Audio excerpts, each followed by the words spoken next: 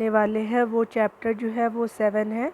Science की है, class कौन सी है, तो आपकी 7 क्लास है, ठीक है। और चैप्टर कौन है, वो भी 7 ही है। और इस चैप्टर का जो नाम है वो जंतु और पादप में परिवहन की बात की जा रही है, यानी जंतु में भी देखेंगे और प्लांट यानी पादप में भी देखेंगे। और ठीक है, और मैंने 1 से लेकर 6 तक का चैप्टर पूरा कंप्लीट करा दिया है क्लास 7 की जो है। तो आप अगर नहीं देखे होंगे तो आप जाके प्लेलिस्ट से उसको देख लीजिएगा, ठीक है। तो चलिए जो भी इनसाइड द चैप्टर है वो देख लेते हैं। यहाँ पे बोल रहा है कि आपका थोड़ा मैं जूम कर लेती हूँ जिससे आपको क्लियर थोड़ा से बड़े बड़े फॉन्ट दिखे, ठीक है। आप जानते हैं कि सभी जीवों को जीवित रहने के लिए भोजन, जल और ऑक्सीजन की आवश्यकता है। किसको? सभी जीवों को जीवित रहने के लिए, ठीक है। उसके अलावा क्या है कि उन्हें इन सभी पदार्थों को अपने शरीर के विभिन्न अंगों तक पहुंचाना होता है, ठीक है, यानी सारे अंगों तक पहुंचाने का काम होता है। साथ ही जंतुओं को उन अंगों से उत्पन्न अपशिष्ट पदार्थों का परिवहन उस स्थान तक करना होता है, और परिवहन जो होता है वो भी करना पड़ता है, ठीक है, जंतुओं के अलग अलग अंगों तक, ठीक है। यहाँ पे बोल रहा है कि जहाँ से उन्हें बाहर निकाला जा सकता है, और बाद में क्या है कि हमारे बॉडी से जो है वो बाहर निकल सकते हैं, या जंतुओं की बॉडी से बाहर निकल सकते हैं। क्या आप जानते हैं कि यह सब कैसे संभव होता है? तो ये जब तक हम लोग देखेंगे नहीं तब तो पता कैसे करेंगे। तो देखिए यहाँ पे चैप्टर 7 आपका जो चित्र दिया है वो 7.1 में बताया गया है कि हार्ट और रक्त जो है हृदय और रक्त वाहिनिकाएँ दिखाई दे रही है। हृदय और रक्त वाहिनियाँ ज्योति संयुक्त रूप से हमारे क्या करते हैं कि परिसंचरण तंत्र का निर्माण करते हैं। तो क्या करते हैं, हार्ट मिल जाता है, रक्त की जो वाहिनियाँ होती है यानी जो पतली पतली जो लाइनें होती है वो क्या करते हैं कि परिसंचरण करते हैं, बनाती है। इस अध्याय में हम पादप और जंतुओं में पदार्थों के परिवहन के बारे में अध्ययन करेंगे। तो पिक्चर देख लेते हैं, फिर हम लोग समझ पाएंगे कि ये रेड वाली कौन सी कलर है और नीले वाली कौन सी कलर है, ठीक है। देखिए हमारा जो यहाँ से पूरी जो आप 2 लाइनें देख रहे हैं, एक ब्लू देख रहे हैं और एक क्या है कि रेड देख रहे हैं, ठीक है। तो ब्लू लाइनें हैं, तो इस तरह से हम देख रहे हैं। तो देखिए ये आप यहाँ पे देखिए आपका जो हार्ट है वो आपको दिख रहा होगा कि ये हमारा क्या है, तो हार्ट है। और हमारी सीरा क्या है, तो ब्लू वाली क्या है, सीरा है। और धमनी क्या है, तो रेड वाली हमारी धमनी है। तो याद रखिएगा, ब्लू सीरा और धमनी रेड रंग की, ठीक है। चलिए परिसंचरण तंत्र की बात की जा रही है, तो यहाँ पे क्या बोल रहा है, तो कह रहा है कि 7.1 परिसंचरण तंत्र की बात की रहे। रक्त जब आपके शरीर का कोई भाग कट जाता है तो आप क्या होता है, तो क्या होता है बात किया जा रहा है, तो रक्त या रुधिर बहने लगता है। रक्त या रुधिर सेम ही होता है, बहने लगता है जब हमारा कोई भाग कट जाता है। लेकिन रक्त है क्या, रक्त वह तरल पदार्थ या द्रव्य है जो रक्त वाहिनियों में प्रवाहित होती है, ठीक है। ये क्या है कि वो रक्त वाहिनियों में प्रवाहित होती है। यह पाचित भोजन को क्षुद्रांत यानी कहने का, यह पाचित भोजन को क्षुद्रांत से शरीर के अन्य भागों तक ले जाता है, ठीक है। और ये क्या करता है कि पाचित जो भोजन होता है वो क्या करता है, छोटी आंत से लेकर के शरीर के अन्य भागों तक ले जाता है, ठीक है। फेफड़ों से ऑक्सीजन को भी रक्त ही शरीर की कोशिकाओं तक ले जाता है, और फेफड़ों से ऑक्सीजन को भी जो है वो क्या करता है कि रक्त ही जो ऑक्सीजन को भी रक्त ही शरीर की कोशिकाओं तक ले जाता है। यानी कहने का मतलब कि हमारे फेफड़ों से जो ऑक्सीजन जाता है वो रक्त ही शरीर के अन्य भागों तक लेके जाता है। यानी कौन पहुंचाता है, तो रक्त पहुंचाता है, ठीक है। देखिए रक्त शरीर में से अपशिष्ट पदार्थों को बाहर निकालने के लिए उनका परिवहन भी करता है। रक्त क्या करता है, अपशिष्ट पदार्थों को भी बाहर निकालने का काम करता है। अगला देखिए, रक्त विभिन्न पदार्थों को किस प्रकार ले जाता है। रक्त जो होता है वो विभिन्न पदार्थों को किस प्रकार ले जाता है। रक्त एक तरल से बना है जिसे प्लाज्मा कहते हैं। रक्त क्या है, एक लिक्विड से बना है जिसको क्या कहते हैं, प्लाज्मा कहते हैं, जिसमें विभिन्न प्रकार की कोशिकाएं निलंबित रहती है। और क्या है कि कोशिकाएं जब वो निलंबित हो जाती है, ठीक है। अगला देखिए, चित्र में धमनियाँ लाल रंग में और शिराएँ नीले रंग में दिखाई गई है। तो हमारी लाल वाली क्या है, तो धमनी है, और नीला क्या है, वो शिरा है, ठीक है। चलिए देख लेते हैं, शिरा हमारी ब्लू है और हमारी नीला वाला जो है और रेड वाली जो है वो धमनी है। चलिए ऊपर देखते हैं क्या बोला जा रहा है। तो देख लेते हैं कि हमारे रक्त में कितने प्रकार की होती है। तो देखते हैं कोशिकाएं। रक्त में एक प्रकार की कोशिकाएं यानी लाल रक्त कोशिकाएं आरबीसी होती है, जिनमें एक लाल वर्णक होता है, जिसको लाल वर्णक को क्या बोलते हैं, तो हमारी होमोग्लोबिन बोलते हैं इसको, ठीक है। यानी लाल कलर को क्या वर्णक को बोलते हैं, तो होमोग्लोबिन बोलते हैं। होमोग्लोबिन ऑक्सीजन को अपने साथ संयुक्त करके शरीर के सभी अंगों में और अंततः सभी कोशिकाओं तक परिवहन करता है। ये क्या करता है कि होमोग्लोबिन जो होते हैं वो ऑक्सीजन को अपने साथ संयुक्त करके शरीर के सभी अंगों में और कोशिकाओं का परिवहन करने का भी काम कौन करता है, तो होमोग्लोबिन करता है, ठीक है। और यहाँ पे जो दिया जा रहा है, होमोग्लोबिन की कमी होने पर क्या होता है कि शरीर की सभी कोशिकाओं को कुशलतापूर्वक ऑक्सीजन प्रदान करना कठिन हो जाता है। यानी कहने का मतलब कि जब हमारे बॉडी में जो है वो होमोग्लोबिन कम होता है तो कोशिका में क्या होता है, ऑक्सीजन प्रदान करना बहुत मुश्किल हो जाता है, ठीक है। होमोग्लोबिन की उपस्थिति के कारण ही रक्त का क्या कलर होता है, लाल रंग होता है। तो रक्त जो होता है वो लाल किसकी वजह से होता है, तो होमोग्लोबिन की वजह से। देखिए रक्त में अन्य प्रकार की कोशिकाएं भी होती है, जैसे WBC बोलते हैं, श्वेत रक्त कोशिकाएं यानी वाइट ब्लड सेल्स जो बोलते हैं। ये कोशिकाएं जो होती है वो रोगाणुओं को नष्ट करती है। यानी वाइट ब्लड सेल जो है वो क्या करता है कि रोगाणुओं को नष्ट कर देता है, जो हमारे शरीर में प्रवेश करते हैं। यानी मारने का काम किसका है, तो हमारे रोगाणुओं को WBC, जिसको हम लोग श्वेत रक्त कणिकाएं कहते हैं। बुजुर्ग खेलते समय गिर गया, उसके घुटनों में चोट लग गई, कटे हुए स्थान से रक्त बहने लगा। कुछ समय बाद उसने देखा कि रक्त का बहना अपने आप रुक गया है। कटने के स्थान पर गहरे लाल रंग का एक थक्का जम गया है। यह देखकर बुजुर्ग कुछ परेशान हो गया, ठीक है।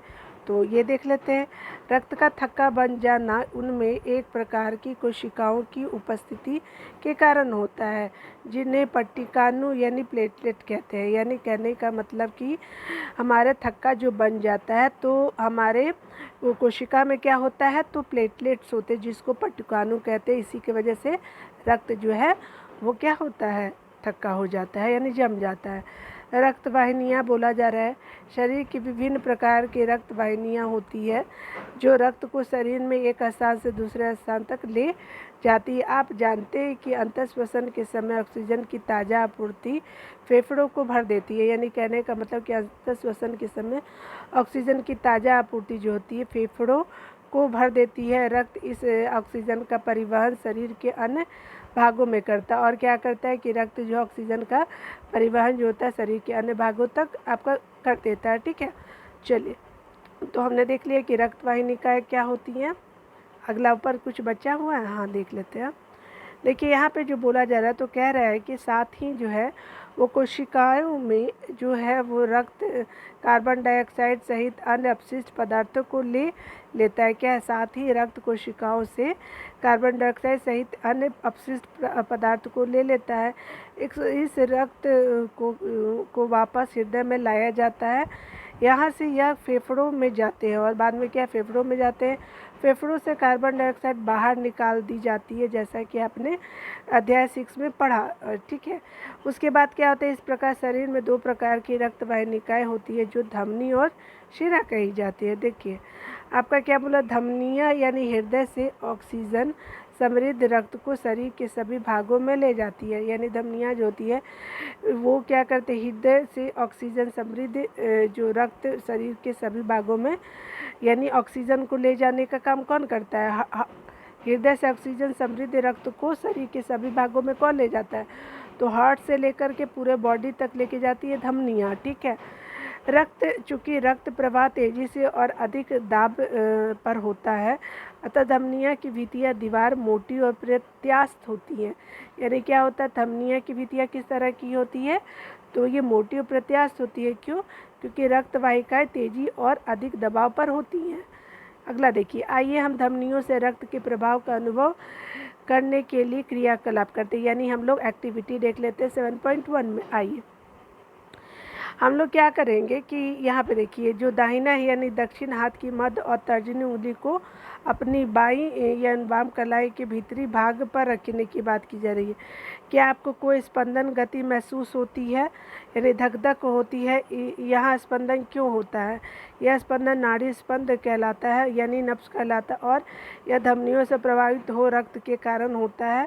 ठीक है, देखिए कि 1 मिनट में कितनी बार स्पंदन होता है। ठीक है, और एक बार में कितनी बार स्पंदन होता है। देखिए इस तरह से देख रहे हैं, यानी हमारा लेफ़्ट हैंड को रखिए और राइट हैंड से क्या कीजिए कि आगे की दोनों उंगलियों से क्या कीजिए कि वहाँ पे दबा के रखिए। कहाँ पे?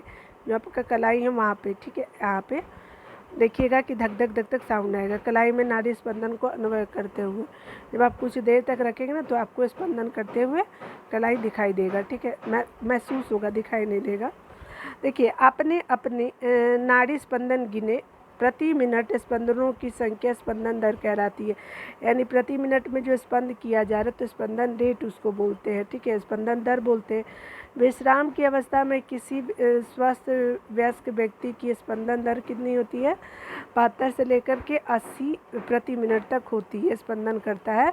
यानी 1 मिनट से 72 से 80 स्पंदन होता है। हमारे शरीर में अन्य ऐसे भागों का पता लगाइए जहां आप नाड़ी स्पंदन को अनुभव कर सकते हैं। ठीक है, चलिए यहाँ पे बोला जा रहा है कि अपनी और अपने सहपाठियों की प्रति मिनट नाड़ी स्पंदन दर ज्ञात कीजिए। अपने द्वारा प्राप्त आंकड़ों की तुलना कीजिए जो बात किया जा रहा है। ठीक है, अगला देखते हैं। यहाँ देखिए, यहाँ पे जो बोला जा रहा है ये रक्त वाहिनियाँ जो कार्बन डाइऑक्साइड समृद्ध शरीर को यहाँ देखिए, वे रक्त वाहिनियाँ जो कार्बन डाइऑक्साइड समृद्ध रक्त को शरीर के सभी भागों से वापस हृदय में ले जाती है, शिराएँ कहलाती है। तो हमने क्या देखा था? तो हमारे हार्ट से जब कहाँ जाता था, हार्ट से जब हमारे बॉडी में जाता तो धमनी होता था, लेकिन ये शरीर से कहाँ जा रहा है? ये हमारे हार्ट में जा रहा है, तो क्या होगा कि शिरा होता है। ठीक है ना, जस्ट उल्टा याद रखिएगा। अगला देखिए, इसमें आपका बोला जा रहा है कि शिराओं की भित्तियाँ अपेक्षाकृत पतली होती है, यानी शिरा जो होती है वो पतली होती है। ठीक है, और जो उसकी भित्तियाँ होती है, शिराओं में ऐसे बल्ब होते हैं जो रक्त को केवल हृदय की ओर प्रवाहित होने देते हैं, यानी रक्त को केवल क्या करते हैं? हृदय की ओर प्रवाहित होने देते हैं। ठीक है, अगला देखिए, यहाँ पे क्या है कि यहाँ पे है, देखिए परिसंचरण तंत्र का व्यवस्था चित्र की बात की जाए तो देखिए यहाँ पे क्या है, यहाँ देखिए यहाँ पे जो है वो क्या है? हार्ट है, फुसफुस सिरा है, धमनी है जो इस तरह का बना हुआ है, ये सिरा है और ये कोशिकाएं हैं और ये फुसफुस धमनी है। ठीक है, तो यहाँ फुसफुस धमनी है, यहाँ फुसफुस सिरा है और ये क्या है? हमारा हार्ट है। ठीक है, तो ये सिरा हो गया, ये धमनी हो गया। ठीक है ना, चलिए अगला देखते हैं, ऊपर में जो भी दिया हुआ है। देखिए यहाँ पे देखते हैं 7.3 को देखने की बात की जा रही है। क्या आपको धमनियाँ अन्य छोटी छोटी वाहिनियों में विभाजित होती है दिखाई देती है? ऊतकों में पहुंचकर वे पुनः अत्यधिक पतली नलिकाओं में विभाजित हो जाती है, जिन्हें क्या कहते हैं? कोशिकाओं कहते हैं। ठीक है, कोशिकाएं पुनः मिलकर शिराओं को बनाती है जो रक्त को हृदय में ले जाती है। क्या करती है कि कोशिकाएं जो होती है पुनः शिराओं को बनाती है। ठीक है, और रक्त को क्या करती है? हृदय में ले जाती है। ठीक है, चलिए यहाँ पे आगे देख लेते हैं। रक्तदान की बात की जा रही है तो क्या बोल रहा है? रक्त की अनुपलब्धता के कारण सैकड़ों लोग अपने जान गंवा देते हैं, यानी नहीं मिलने पे, खून नहीं मिलने पे क्या होगा? बहुत सारे लोग मर जाते हैं। इसलिए जो हम सुनते हैं ना, ब्लड डोनेट, वही वाली बात है। सुरक्षा से किया गया रक्तदान हानि रहित एवं दर्द रहित होता है, जो कई अनमोल जानें बचा सकते हैं। रक्तदान अस्पतालों में सरकार द्वारा अधिकृत जगहों पर ही किया जाना चाहिए। दान किया गया रक्त ब्लड बैंकों में विशेष देखभाल से रखा जाता है। ठीक है, अगला देखिए, यहाँ देखिए, यहाँ बोल रहा है हृदय। हृदय वह अंग है जो रक्त द्वारा पदार्थों के परिवहन के लिए पंप के रूप में कार्य करता है। ठीक है, हृदय वह अंग है जो रक्त द्वारा पदार्थों के परिवहन के लिए पंप के रूप में कार्य करता है। यह निरंतर धड़कता रहता है। ठीक है, अगला देखते हैं। यहाँ पे जो बोला जा रहा है तो कह रहा है क्या कि एक ऐसे पंप की कल्पना कीजिए जो वर्ष तक बिना रुके कार्य करता है। ये बिल्कुल असंभव प्रतीत होता है, फिर भी हमारा हृदय जो है वो जीवन पर्यंत बिना रुके रक्त को पंप करने का कार्य करता है। आइए हम हृदय के बारे में कुछ जानकारियाँ प्राप्त करते हैं, यानी हार्ट से रिलेटेड बात देखते हैं। ठीक है, यहाँ देखिए, यहाँ जो बात बोला जा रहा है तो कह रहा है क्या, हृदय वक्ष गुहा में स्थित होता है। कहाँ होता है? वक्ष गुहा में, जिसका निचला सिरा थोड़ी बाईं ओर झुका रहता है। यानी जो निचला सिरा होता है वो क्या होता है? यह क्या है? बाईं ओर आपका क्या है कि झुका रहता है। और आपका जो है अपनी उंगलियों को भीतर की ओर मोड़कर मुट्ठी बना लीजिए। बोला जा रहा है कि मुट्ठी बना लीजिए।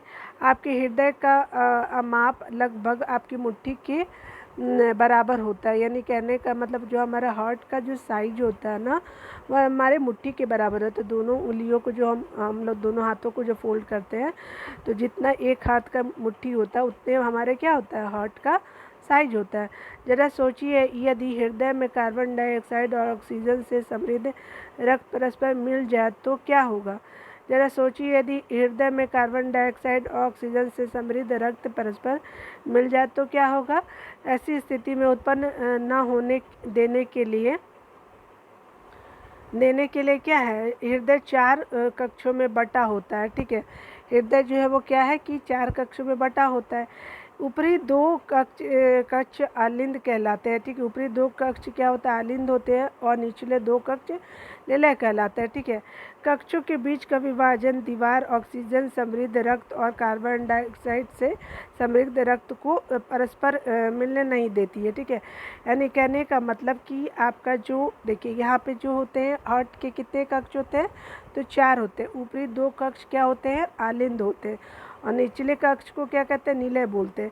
कक्षों के बीच का विभाजन दीवार ऑक्सीजन समृद्ध रक्त और कार्बन डाइऑक्साइड के समृद्ध रक्त को परस्पर मिलने नहीं देती है। यानी कहने का मतलब कि ऑक्सीजन और रक्त को ये क्या करता है? ऑक्सीजन जो शुद्ध और कार्बन डाइऑक्साइड को एक साथ नहीं मिलने देता। परिसंचरण तंत्र की कार्यविधि को समझने के लिए हम देखते हैं कि क्या है कि 7.3 में जो है हृदय के बाईं ओर से आरंभ करते हुए बात की जा रही है। देखिए बाईं ओर कौन है करते हुए, यहाँ देखते हैं, ये पहले पढ़ लेते हैं। ठीक है, तीरों द्वारा इंगित दिशा का अनुसरण कीजिए। इस चित्र के में तीरों द्वारा हृदय से फेफड़ों में और वापस हृदय में रक्त के प्रवाह की दिशा दिखाई गई, वहाँ से शेष शरीर में पंप होता है। ठीक है, देख लेते हैं। आइए देखिए, ये हमारा जो बॉडी पार्ट है ये हमारा क्या है? तो ये हमारा है क्या है? मानव हृदय का काट किया हुआ। ठीक है, तो देखिए यहाँ क्या है? तो यहाँ जो है आपका बना हुआ, तो देखिए ये क्या है? आपको इसको महाशिरा बोलते हैं, और इसको क्या बोलते हैं? महाधमनी बोलते हैं। ये देख रहे हो, थोड़ा पतला है, ये थोड़ा मोटा दिख रहा है। उसके अलावा फुसफुस धमनी, देखिए फुसफुस धमनी इस तरह का बनावट होता है, और फुसफुस सिरा जो होता है वो नीचे वाले भाग को बोलते हैं, फुसफुस धमनी ऊपर वाले भाग को। और बाएं आलिंद बोलते हैं, इसको क्या बोलते हैं? बाएं आलिंद, और इसको दाएं आलिंद बोलते हैं। ठीक है, बायां और दायां आलिंद है। उसी तरह से आपका निचले जो है कक्षों के बीच के विभाजन दीवार किया गया है। तो देखिए ये दोनों के बीच का है ना दीवार, ये वाला। उसके अलावा दायां निलय क्या होता है? नीचे हो गया, और बायां निलय भी नीचे हो गया। यानी आलिंद कहाँ है? तो ऊपर है, और निलय कहाँ है? तो नीचे है। ठीक है, देखिए फुसफुस सिरा ऊपर है, और आपका क्या है? और सबसे ऊपर फुसफुस धमनी है। ठीक है, फुसफुस धमनी हो गए, और महाधमनी जो होती है हमारी देख लीजिए, और महाशिरा जो किस तरह का बनावट है। ठीक है, चलिए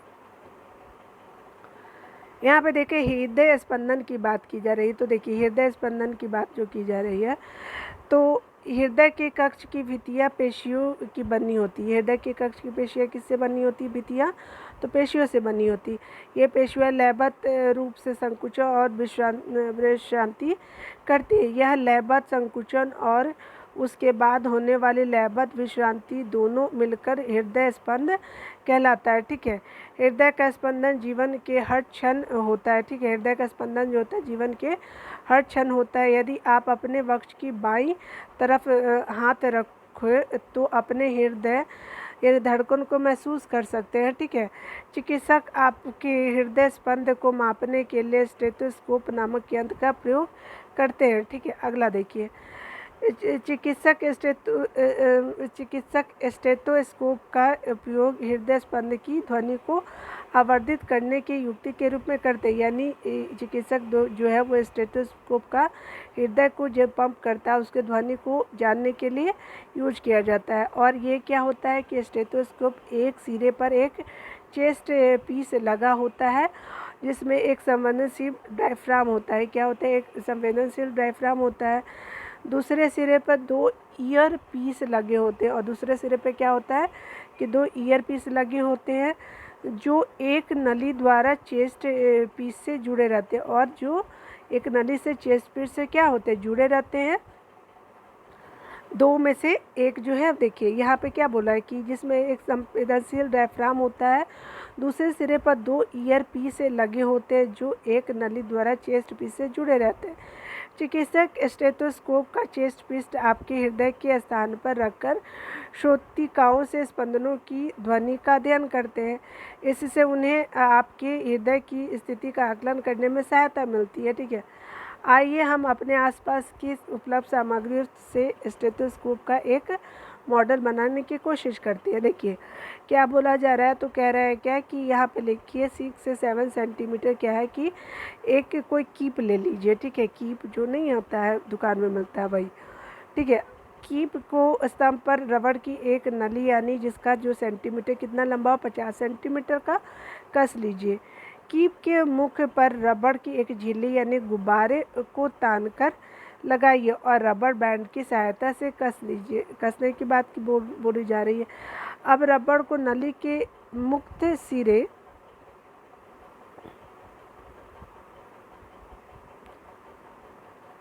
सिरे को अपने कान के पास रखिए, ठीक है। यानी कान के पास रखने की बात की जा रही है। अभी पिक्चर को देखते हैं तो समझ लीजिएगा, पहले पढ़ लेते हैं। कीप के मुख को अपने वक्ष पर हृदय के निकट रखने यानी अपने चेस्ट के पास रखने की बात की जा रही है। अब सावधानी से ध्वनि सुनने का प्रयत्न कीजिए और क्या आपको नियमित स्पंदन ध्वनि सुनाई दे रही है? यह ध्वनि हृदय स्पंदनों की है, यानी जो साउंड आ रहा है वो हार्ट का है। आपके हृदय 1 मिनट में कितनी बार धड़क रहा है होता है? तो देखिए 4 से 5 मिनट तक दौड़ने के बाद पुनः हृदय स्पंदन की दर ज्ञात कीजिए, अपने प्रचयनों की तुलना कीजिए, बात की जा रही है। और यहाँ देखिए अपनी तथा अपने मित्रों की विश्राम अवस्था में तथा 4-5 मिनट दौड़ने के बाद हृदय स्पंदन और नाड़ी स्पर्श स्पंद दर सारणी 7.2 में रिकॉर्ड करने की बात की जा रही है। क्या आपको एक अपने हृदय स्पंदन और नाड़ी स्पंद दर के बीच कोई संबंध दिखाई देता है? प्रत्येक हृदय स्पंदन धमनियों में एक स्पंद उत्पन्न करता है। प्रति मिनट धमनी में उत्पन्न स्पंद हृदय स्पंद दर बताती है, ठीक है। प्रति मिनट में जो धमनी स्पंद करती है उसको क्या कहते हैं? हार्ट स्पंदन कहते हैं, यानी ध्वनि स्पंदन दर कहलाती है। देखिए यहाँ पे क्या है, यहाँ पे देखिए एक जो है, देखिए ये जो लंबा तार होता है ना इसको ट्यूब बोलते हैं।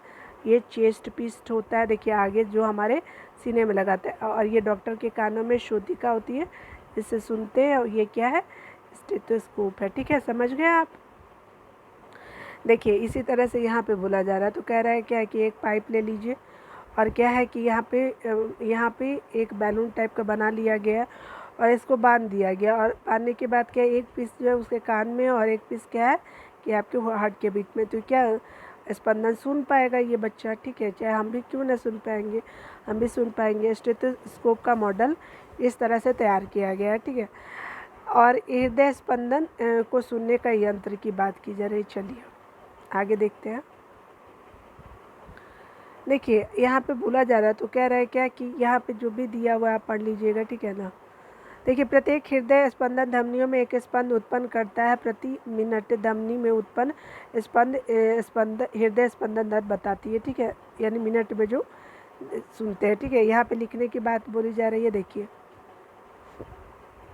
यहाँ पे बोला जा रहा है हृदय के विभिन्न कक्षों की लयबद्ध गति रक्त के परिसंचरण और पदार्थों के परिवहन को बनाए रखती है। यानी हृदय के विभिन्न कक्षों की लयबद्ध गति रक्त के परिसंचरण और पदार्थों के परिवहन को क्या करती है? बनाए रखती है।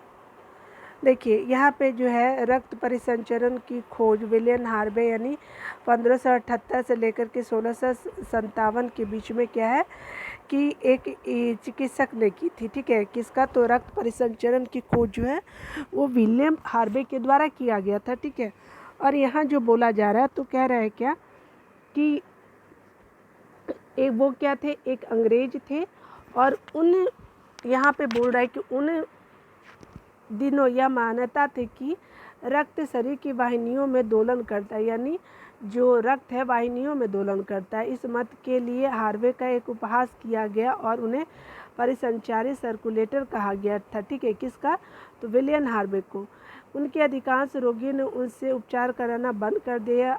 तथापि हार्वे की मृत्यु से पहले परिसंचरण के बारे में उनके विचार को जीव वैज्ञानिक तथ्य के रूप में मान्यता मिल चुकी थी। यानी ये देखिए क्या हुआ कि मतलब पहले जो वो बताए तो उस चीज़ों को लोगों ने नहीं माना, लेकिन बाद में जो जीव वैज्ञानिक थे वो प्रूव कर दे कि नहीं, जो विलियम हार्वे का बात है वो बिल्कुल सही है। ऐसे भी लोग पहली बार जब भी आप कुछ बोलेंगे तो लोग बिलीव नहीं करते, लेकिन जब बहुत सारे लोग अप्रूवल दे देते हैं तो बोलते हाँ ये सही है। सेम उनके साथ भी वही होता है। इसलिए जो आपका बिलीव है उसको खुद पे हमेशा बना के रखिए। दुनिया कुछ भी कहे, अगर आपको लगता है तो वो चीज़ें सही है, और दुनिया के कहने से आप चीज़ों को नहीं बदल सकते। आप वो प्रूफ कीजिए कि हाँ इस चीज़ों से कुछ अच्छा हो रहा है तो वो अच्छा है, ठीक है। लोगों का क्या है, वो तो बहुत कुछ बोल सकते हैं ना। देखिए जैसे पढ़ाई करते हैं तो बार बार हमें कम मार्क्स आते हैं या हम फेल करते हैं तो हमें लगता है कि हमारे पढ़ाई में कुछ चीज़ें कमी है, हो सकती है कमी हो सकती है, लेकिन हम बार बार करेंगे तो वो चीज़ों को सुधारा जा सकता है ना। चलिए, और बाद में हमें भी अच्छे मार्क्स आ सकते हैं। बूझो जानना चाहता है कि क्या स्पंज और हाइड्रा में भी रक्त होता है, तो देख लेते हैं। स्पंज और हाइड्रा जैसे जंतुओं में कोई परिसंचरण तंत्र नहीं होता है। ये बूझो का बात है कि स्पंज और हाइड्रा की बोल रहा है, तो नहीं तो जिस जल में वे रहते हैं वहीं से उनके शरीर में प्रवेश करके उनके भोजन ऑक्सीजन की आपूर्ति कर देता है, ठीक है। जब जल बाहर निकलता है तो वो अपने साथ कार्बन डाइऑक्साइड और अपशिष्ट पदार्थों को ले जाता है, ठीक है। यहाँ देखिए ले जाता है। उसके बाद क्या है, अतः उन्हें परिसंचरण हेतु रक्त के समान तरल की आवश्यकता नहीं होती है, ठीक है। और क्या है कि उन्हें परिसंचरण रक्त हेतु रक्त के समान तरल की आवश्यकता नहीं होती है। आइए हम शरीर द्वारा कार्बन डाइऑक्साइड के अतिरिक्त अन्य अपशिष्ट पदार्थों की निकासी के विषय में अध्ययन करें, ठीक है। चलिए, जंतुओं में उत्सर्जन की बात की जा रही है, तो जंतुओं में जो उत्सर्जन होता है उसको देखिए। आपको याद होगा कि शरीर में अपशिष्ट पदार्थों के रूप में उत्पन्न कार्बन डाइऑक्साइड फेफड़ों द्वारा किस प्रकार उच्छ्वासन के प्रक्रम के दौरान शरीर से बाहर निकलता है। आपको मैं बताई थी, कल हम लोग पढ़े थे ना, तो उसी चैप्टर में इसको बोला गया था। यह भी ध्यान रखिए कि उपाचित भोजन वही क्षेपण प्रक्रम द्वारा मल के रूप में शरीर से बाहर निकल जाता है। आइए हम मालूम करते हैं कि अन्य अपशिष्ट पदार्थ शरीर द्वारा कैसे बाहर निकलते हैं। आपके मन में यह प्रश्न उठ सकता है कि आखिर ये अपशिष्ट पदार्थ आते कहाँ से हैं, ठीक है। तो देखते हैं, जब हमारी कोशिकाएं अपना कार्य करती हैं तो कुछ पदार्थ अपशिष्ट के रूप में क्या होता है, निर्मुक्त होता है। अधिकांश ये पदार्थ विषाक्त होते हैं, क्या होते हैं, पॉइजनस होते हैं। इसलिए इन्हें शरीर के अंदर शरीर से बाहर निकालने की आवश्यकता होती है। सजीवों द्वारा कोशिकाओं में निर्मित होने वाला अपशिष्ट पदार्थों को बाहर निकालने के प्रक्रम को उत्सर्जन कहते हैं। यानी अपशिष्ट जब बाहर पदार्थ निकलता है, अपशिष्ट पदार्थ, तो उसको क्या करते हैं, उत्सर्जन कहते हैं। और उत्सर्जन में भाग लेने वाले सभी अंग मिलकर उत्सर्जन तंत्र बनाते हैं, ठीक है। यहाँ पे देखिए, मानव उत्सर्जन तंत्र की बात की जा रही है, तो रक्त में उपस्थित अपशिष्ट पदार्थों को शरीर से बाहर निकाला जाना चाहिए। यह इस प्रकार होता है, ठीक है। इसके लिए रक्त को छानने की व्यवस्था की आवश्यकता होती है, ठीक है। और ये क्या होती है और क्या है कि यह व्यवस्था जो है किडनी में उपस्थित रक्त कोशिकाओं द्वारा उपलब्ध की जाती है। जब रक्त दोनों वृक्कों में पहुंचता है तो इसमें उपयोगी और हानिकारक दोनों ही प्रकार के पदार्थ होते हैं, यानी अच्छे भी होते हैं बुरे भी होते हैं, ठीक है। अगला क्या बोल रहा है, तो कह रहा है क्या कि उपयोगी पदार्थों को रक्त में पुनः अवशोषित कर लिया जाता है और जल में घुले हुए अपशिष्ट पदार्थ मूत्र के रूप में पृथक कर लिए जाते हैं, ठीक है। वृक्कों में जो है मूत्र वाहिनिकाओं से होता हुआ मूत्र मूत्राशय में जाता है, यानी मूत्राशय में जाता है। और यहाँ जो मूत्र वाहिनियाँ हैं जो नली के आकार की होती है। मूत्राशय में मूत्र संचित होता है और मूत्राशय से एक पेशी नली जुड़ी होती है, ठीक है, जिसे मूत्र मार्ग कहते हैं। जिससे क्या होता है, यूरिन जो है वो बाहर आता है, ठीक है। देखिए मूत्र मार्ग का पिक्चर जो है वो देखिए, मूत्र मार्ग का दूसरा सिरा खुला होता है, ठीक है। यानी कहने का मतलब कि देखिए ये है जो हमारी क्या है, ये हमारी क्या है, ये हमारी ब्रिक है और ये मूत्र वाहिनिकाएँ है। यहाँ से दोनों तरफ से बाहर निकल रहा और फिर क्या है मूत्राशय, यानी एक थैली जैसा स्ट्रक्चर बना होता है और ये बाहर जो है वो मूत्र रंध्र के द्वारा जो है वो मानव उत्सर्जन तंत्र का ये पिक्चर देख रहा है, बाहर निकल जाता है, ठीक है। मूत्र मार्ग का ये पिक्चर है। चलिए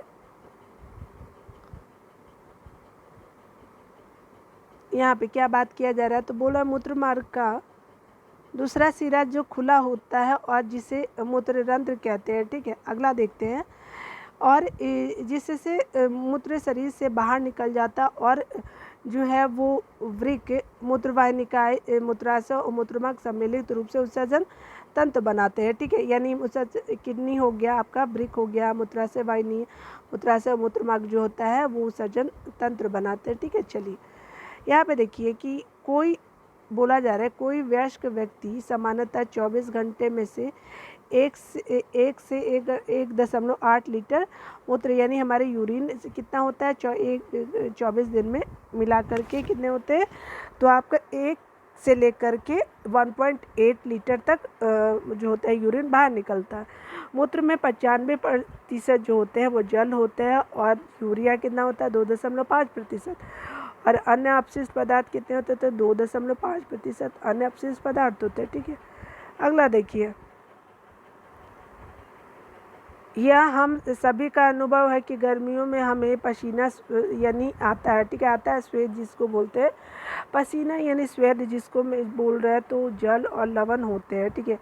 भोजन ने देखा कि गर्मियों के दिनों में प्राय पसीने के कारण कपड़ों में सफ़ेद धब्बे दिखाई देते हैं, ठीक है, विशेषकर उन स्थानों पर जहाँ अधिक पसीना आता है।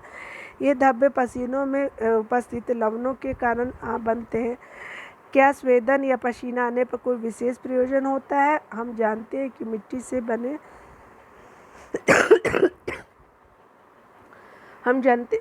हम जानते हैं कि मिट्टी से बने घड़े जो होते हैं वो रखा पानी ठंडा हो जाता है। इसका कारण यही है कि घड़ों के छिद्रों में रिसकर पानी उनकी बाहरी सतह पर आ जाता और जब यह पानी बाष्पित होता है तो घड़े में बचा पानी ठंडा हो जाता है, यानी वाष्पित होकर के कुछ पानी निकल जाता है और क्या हो जाता है कि आपका क्या होता है, शेष पानी ठंडा हो जाता है। ठीक इसी प्रकार पसीना भी हमारे शरीर का ठंडा बनाए रखने में क्या होता है, सहायक होता है, ठीक है। देख लेते हैं कुछ चीज़ें यहाँ पे जो भी दिया हुआ है, तो देखते हैं। कभी कभी किसी व्यक्ति के वृक्क काम करना बंद कर देता है, ठीक है, ऐसे किसी संक्रमण या चोट के कारण हो सकता है। वृक्क अक्रिय हो जाने की स्थिति में रक्त में अपशिष्ट पदार्थों की मात्रा बढ़ जाती है। ऐसे व्यक्ति की अधिक दिनों तक जीवित रहने की संभावना कम होती है। तथापि यदि कृत्रिम वृक्क द्वारा रक्त के नियमित रूप से छानकर उसमें से अपशिष्ट पदार्थों को हटा दिया जाए तो उसके जीवन काल में वृद्धि संभव है। इस प्रकार रक्त के छानने की विधि को अपपोहन यानी डायलिसिस कहते हैं, ठीक है।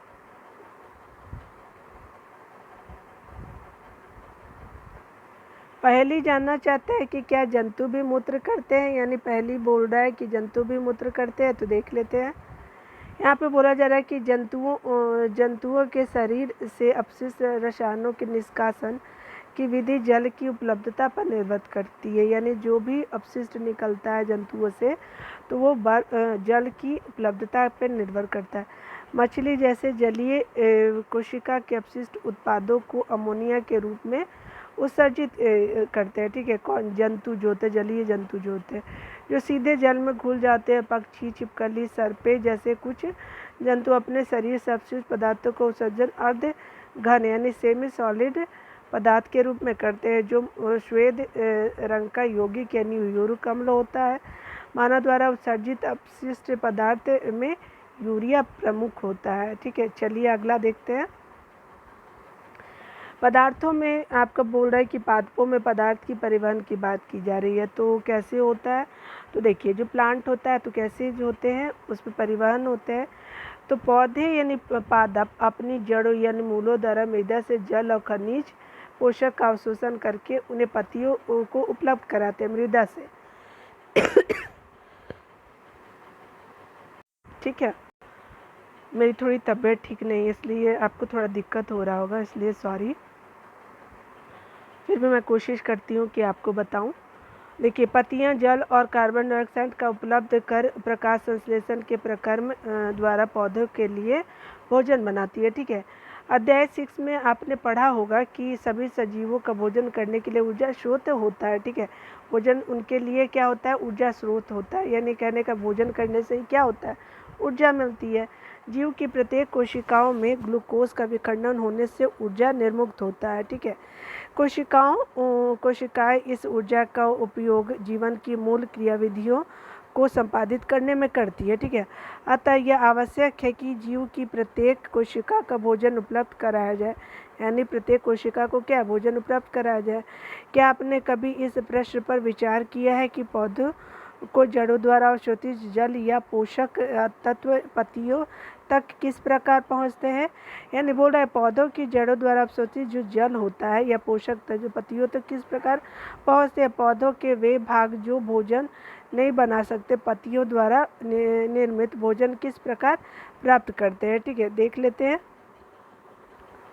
आगे। देखिए, यहाँ पे बोला जा रहा है, तो कह रहा है क्या कि जल और खनिजों का परिवहन करने की बात बोली जा रही है। पादप मूलों या जड़ों द्वारा जल और खनिजों को अवशोषित करते हैं, यानी पादप जो होता है जड़ों यानी मूलों के द्वारा खनिज लेते हैं और जल लेते हैं। ठीक है, अवशोषित करते हैं। मूलों में मूलरोम होते हैं। मूलों में क्या होता है? मूलरोम होते हैं। वास्तव में मूलरोम जल में घुले हुए खनिज, पोषक पदार्थ और जल के अंतर्गहन के लिए मूल के सतह क्षेत्रफल को बढ़ा देते हैं। ठीक है, मूलरोम मृदा कणों के बीच उपस्थित जल के संपर्क में रहते हैं, यानी मूलरोम जो होते हैं मृदा कणों के बीच उपस्थित जल के संपर्क में रहते हैं। ठीक है, क्या आप अनुमान लगा सकते हैं कि जल किस प्रकार मूलों से पत्तियां तक पहुंचते हैं? यानी बोला जा रहा है कि जल किस प्रकार जो है मूल यानी जड़ों से पत्तियों तक पहुंचते हैं। ठीक है, पादपों में किस प्रकार का परिवहन होता है? ठीक है, हमने मूलों को क्या पढ़ा था? मूल होता है, जड़ को मूल बोलते हैं। ठीक है, चलिए देख लेते हैं। देखिए, पादपों में जो होता है पादपों में मृदा से जल और पोषक तत्व के परिवहन के लिए पाइप जैसी वाहिकाएं होती है। ठीक है, वाहिकाएं विशेष कोशिकाओं की बनी होती हैं जो संवहन ऊतक बनाती है। ठीक है, ऊतक कोशिकाओं का वह समूह होता है जो किसी जीव में किसी कार्य विशेष को संपादित करता है। ठीक है, जल और आपका क्या पोषक तत्वों के परिवहन के लिए पादपों में जो संवहन ऊतक होता है उसे जाइलम कहते हैं। यानी जल के लिए और पोषक तत्व के परिवहन के लिए क्या होता है? जिम्मेवार होता है जाइलम होता है, तो जाइलम कहते हैं। ठीक है, यहाँ पे जाइलम जो होते हैं चैनल यानी नलियों का सतत जाल बनाती है, यानी चैनल बनाती है जाइलम जो होता है, जो मूलों को तनों और शाखाओं के माध्यम से पत्तियों से जोड़ता है और इस प्रकार बना तंत्र पूरे पदार्थ में जल का परिवहन करता है। ठीक है, आप जानते हैं कि पत्तियां भोजन का संश्लेषण करती है। क्या करती है? तो संश्लेषण करती है। भोजन को पादप के सभी भागों में ले जाया जाता है, यानी भोजन को प्लांट के सभी पार्टों में ले जाते हैं। यह कार्य एक संवहन ऊतक द्वारा किया जाता है जिसे फ्लोएम यानी पोषक वाहक कहते हैं। यानी भोजन के लिए क्या होता है? फ्लोएम होता है। ठीक है, इस क्या है कि इस प्रकार जाइलम और फ्लोएम पादपों में पदार्थों का परिवहन करते हैं। ठीक है, तो इस तरह से आपका हो गया क्या? जाइलम और फ्लोएम जो होते हैं पादपों में पदार्थों का परिवहन करते हैं। चलिए आपको मैं दिखाती हूँ पिक्चर। तो देखिए ये क्या है, ये देखिए ये जाइलम है जो आप देख रहे हैं ना, यहाँ पे स्क्वायर स्क्वायर बना हुआ, मतलब ये थोड़ा सा सांचा बना हुआ। मूलरोम क्या होता है, तो देखिए यहाँ पे क्या इस तरह से बना हुआ है ना, यहाँ पे इस तरह से बना हुआ, ये क्या है, मूलरोम होते हैं। चलिए देख लेते हैं हम लोग, आगे देखते हैं हमारा क्या किया जा रहा है। देख लीजिए अगर आप ये पढ़ना चाहते हैं तो ये हम लोगों के उतना नहीं है, ठीक है। देखिए यहाँ पे बात किया जा रहा है, तो एक्टिविटी तो आप देख भी सकते हैं।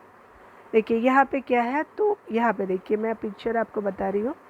देखिए दो कलर है, ठीक है, जल और खनिजों का परिवहन ए मूल के एक भाग और किसी वृक्ष में, ठीक है। ये क्या है, देखिए ये देख रहा है, ये देखिए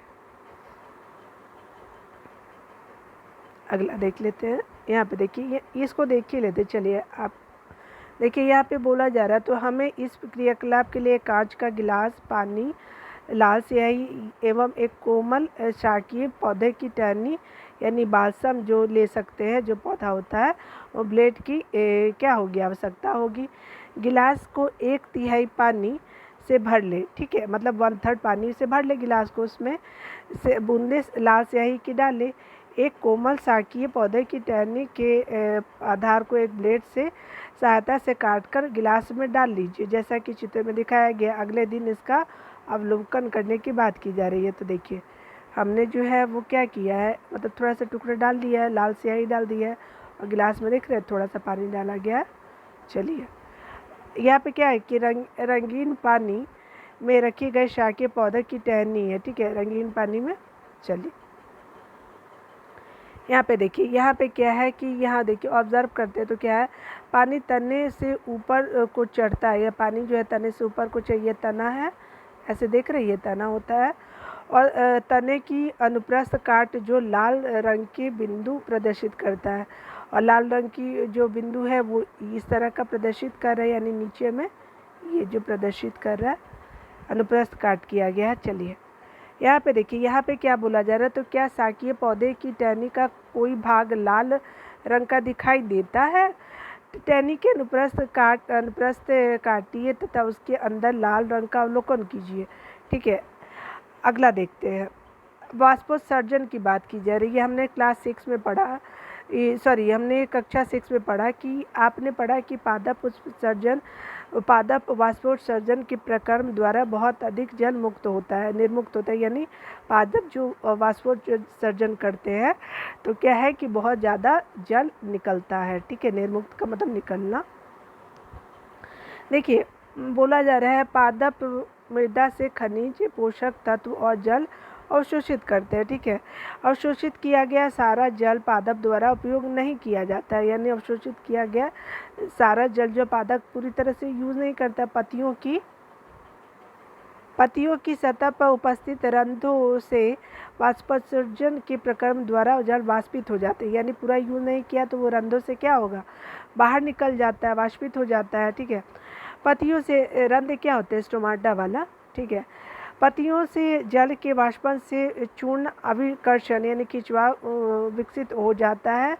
यह वैसे ही है जैसे आप स्ट्रॉ से पानी का चूसन करते, उसी तरह से क्या है कि पत्तियों से जल निकल जाता है। विशाल वृक्षों में बहुत अधिक ऊंचाई तक जल का विकर्षण खिंचाव इसी प्रकार होता है।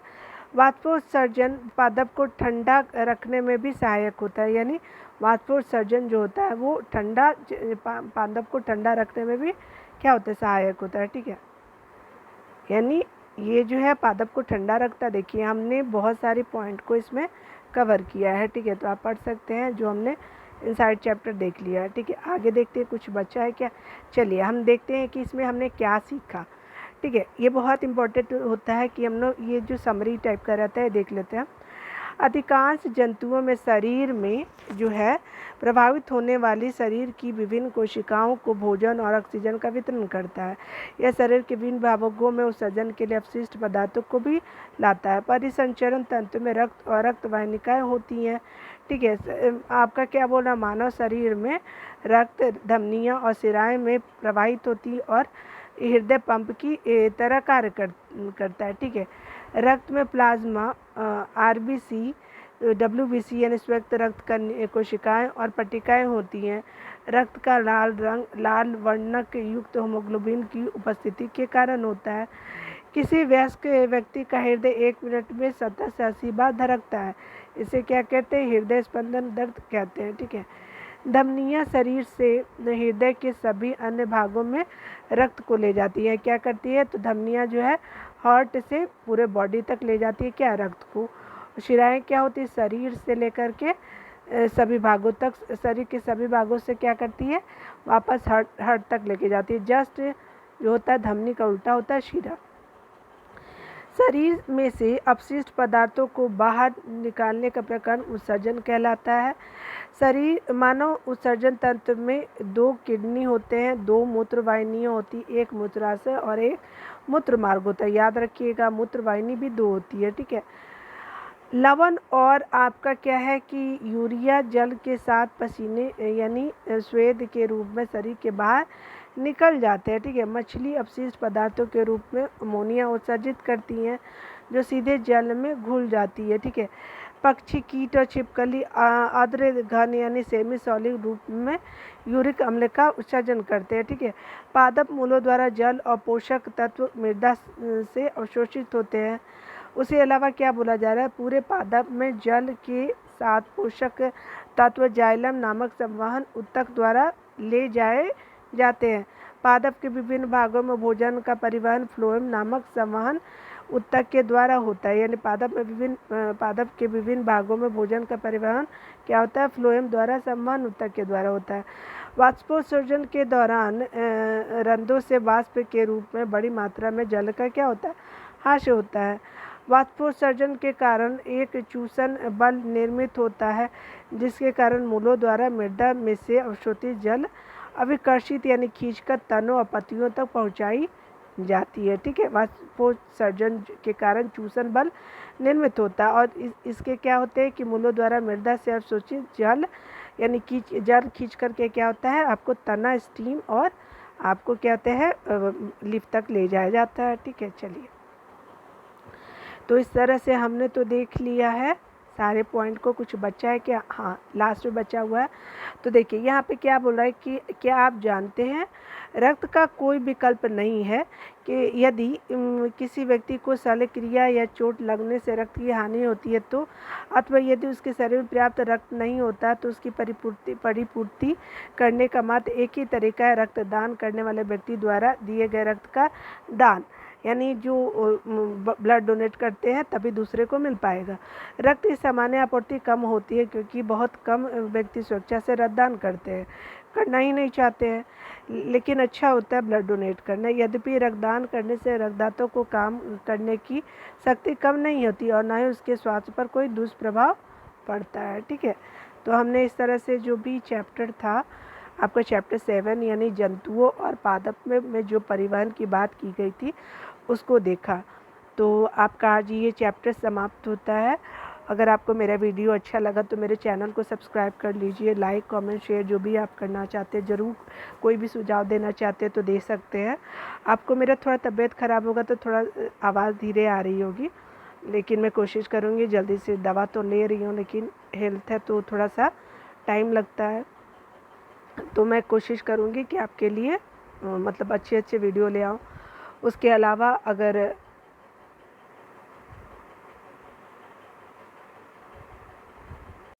आज का वीडियो देखने के लिए आपका बहुत बहुत थैंक यू।